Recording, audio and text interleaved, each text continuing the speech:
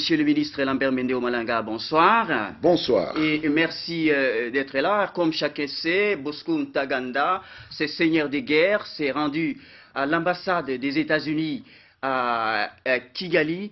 Monsieur le ministre, quelle est la première lecture que vous faites au sein du gouvernement? Quelles en sont les premières analyses? Nous ne sommes pas du tout étonnés que Bosco Ntaganda ait refait surface à Kigali. Vous savez, c'est là que tout a commencé pour lui et c'est là que s'amorce le début de la fin. Depuis samedi dernier, nous avions été informés par des sources très crédibles que Bosco avait traversé la frontière par le petit village de Kabuhanga, non loin de Gisenyi, où était organisée une démonstration devant la presse du désarmement de certains de ces éléments qui avaient traversé à ce niveau-là. Nous avions demandé une vérification à nos partenaires. Nous avons essuyé d'abord des dénégations, même des insultes. J'ai été personnellement pris à partie par certains membres du gouvernement du Rwanda, ce qui m'a beaucoup étonné, parce que les relations à ce niveau-là ne peuvent pas descendre si bas. Quoi qu'il en soit, ils ont fini par reconnaître la réalité que Bosco avait bien traversé la frontière, se trouvait bien sur le territoire rwandais. Il y a eu bien sûr une tentative de maquiller les choses en présentant Bosco Ntaganda comme une sorte de Deus ex machina qui serait entré au Rwanda, aurait fait des centaines de kilomètres avec une quarantaine de gardes armés, en échappant à la vigilance des services d'intelligence, de police, de l'armée et même des Nyumbakumi qui existent dans ce pays pour se présenter seul à l'ambassade. Mais soit chacun se défend comme il peut. L'essentiel, c'est qu'aujourd'hui, l'heure de la justice a sonné pour ce seigneur de guerre, l'heure de la fin de l'impunité, et que ça va servir d'exemple aux autres seigneurs de guerre qui continuent à faire le coup de feu au moment même où nous parlons, aussi bien dans la partie du Nord Kivu qui est concernée, Rutshuru, que partout ailleurs. Monsieur le ministre, est-ce que franchement, c'est une reddition volontaire?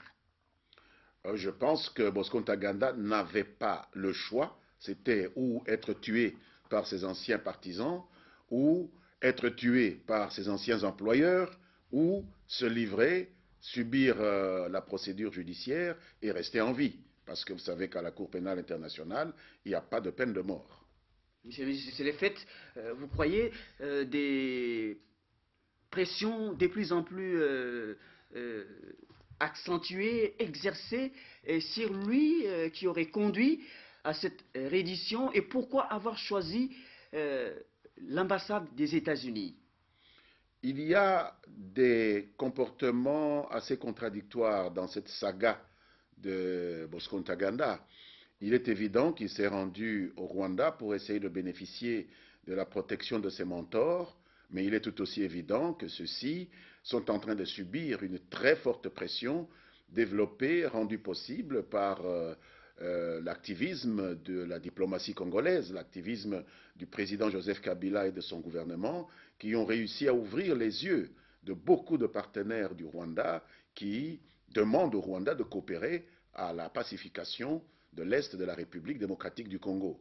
Et donc là, il n'était plus bon pour les intérêts nationaux du Rwanda de recevoir un chef militaire criminel aussi encombrant que Bosco Ntaganda, même s'il les a servis dans un passé pas très éloigné, et donc il n'avait plus d'intérêt à protéger Ntaganda. Forcément, il devait reconnaître à la suite de nos dénonciations, vous avez vu la mauvaise humeur qui a accompagné ou précédé cette reconnaissance, qu'il était chez eux. C'est assez rare que des membres d'un gouvernement responsable se mettent à insulter des collègues de notre pays. C'est que là, on a gêné des intérêts assez importants. On a perturbé une stratégie qui était en développement, nous ne savons pas laquelle, mais quoi qu'il en soit, ils ont été obligés de débusquer Bosco Ntaganda, qui était revenu à la maison, pour ainsi dire, chez ceux qui l'avaient manipulé et donc qui n'avaient plus intérêt à le protéger. Qu'est-ce que ça se passe en ce moment au sein du gouvernement? Vous êtes surpris? Nous ne sommes pas surpris, c'est des résultats que nous souhaitons, aussi bien pour Ntaganda que pour tous les autres chefs militaires.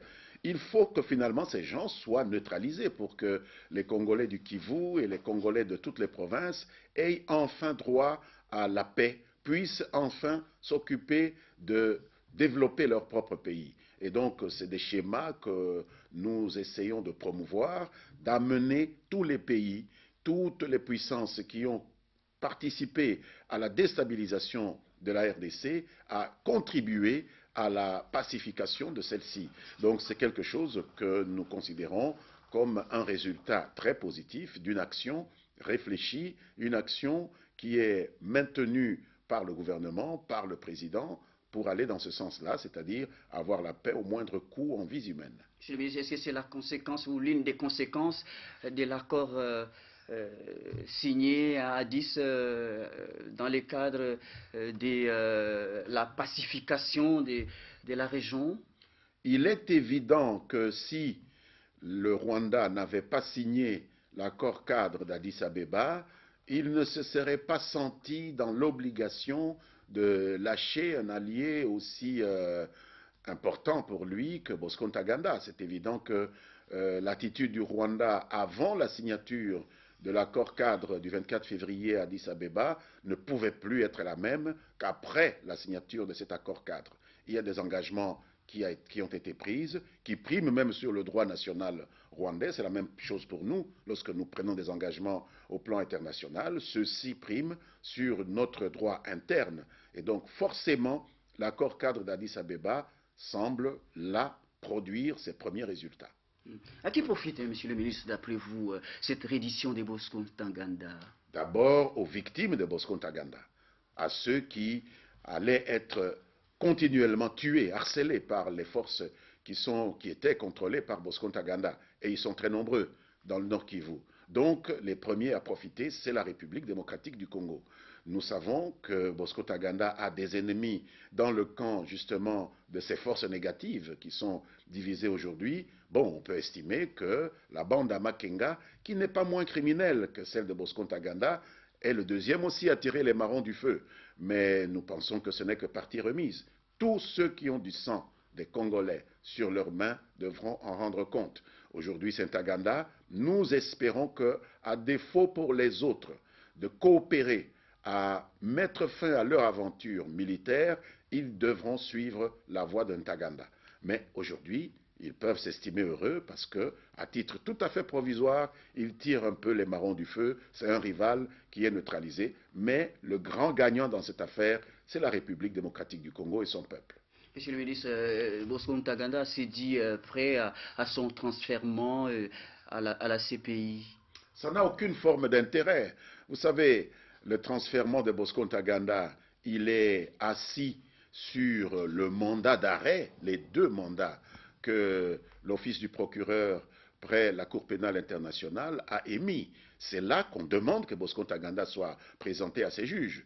Depuis 2006, puis depuis 2009, la justice internationale a mandé Bosco Ntaganda à se présenter devant elle.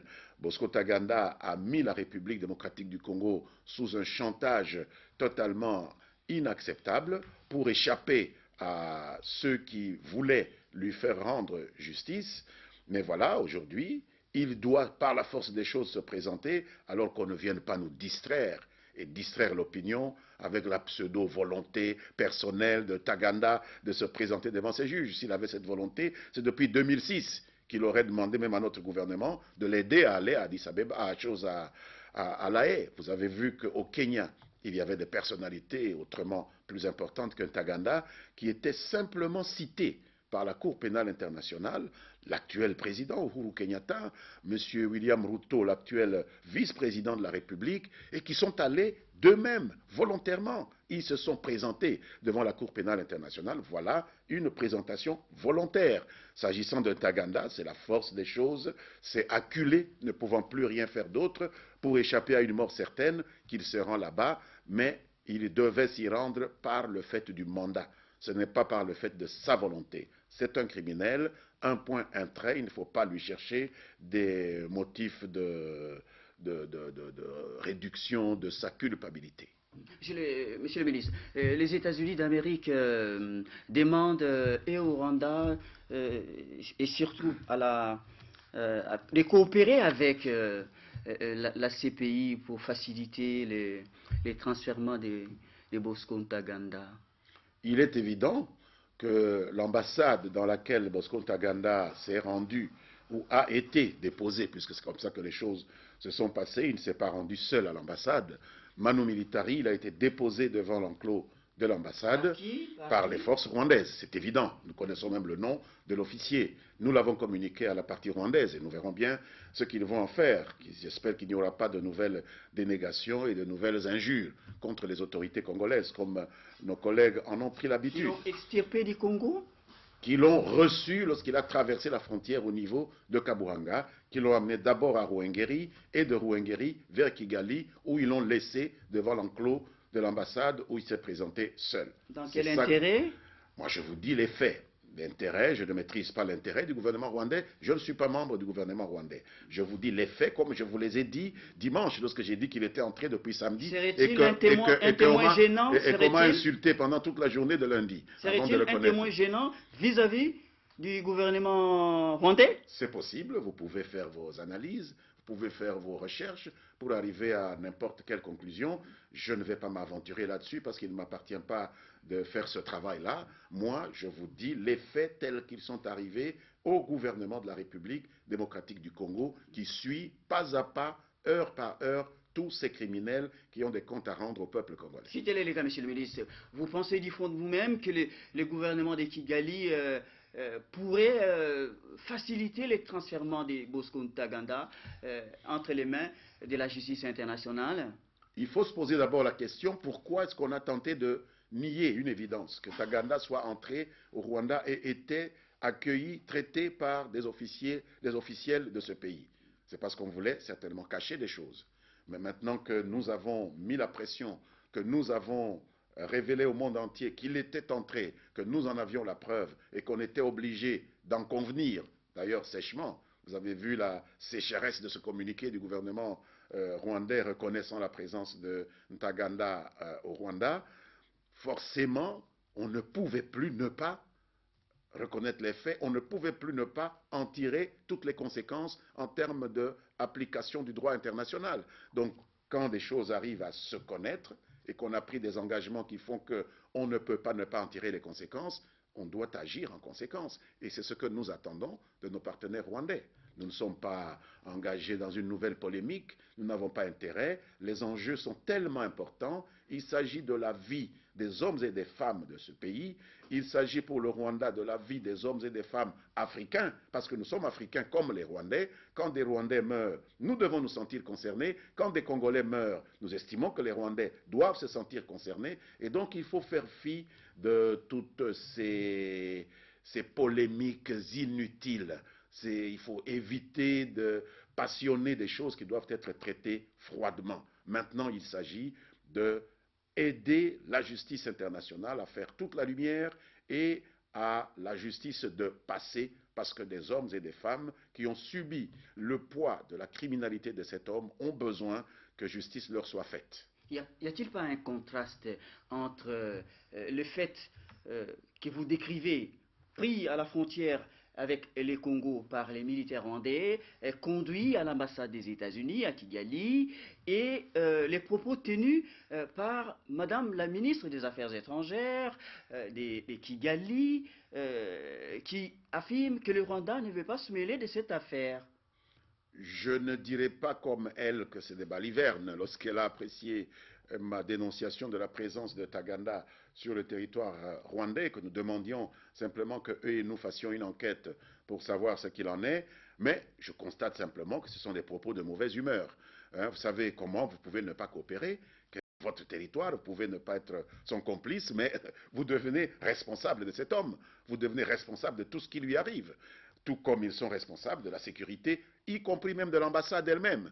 Lorsqu'il arrive des choses à des gens qui sont dans cette ambassade, quelle que soit notre interprétation du principe de l'extraterritorialité, le Rwanda reste responsable de tout ce qui se passe dans les missions diplomatiques qui sont implantées dans son pays, y compris le transfèrement de Nkunda qui a trouvé refuge à l'ambassade américaine au Rwanda. Il est évident que le Rwanda a une coopération à accorder au gouvernement américain pour exfiltrer ce monsieur qui devra à un moment ou à un autre passer par un espace qui n'est pas couvert par l'extraterritorialité, ne fût-ce que pour arriver à l'aéroport, pour embarquer dans un aéronef. Il faut que tout cela soit bien organisé entre le Rwanda, les États-Unis d'Amérique et la Cour pénale internationale. Donc dire qu'on ne va pas coopérer, je ne vois pas comment on pourrait envisager cela, sinon que c'est un mouvement d'humeur de personnes qui avaient peut-être d'autres stratégies et qui voient la réalité se dérouler autrement, mais c'est des choses qui arrivent tous les jours. Ah,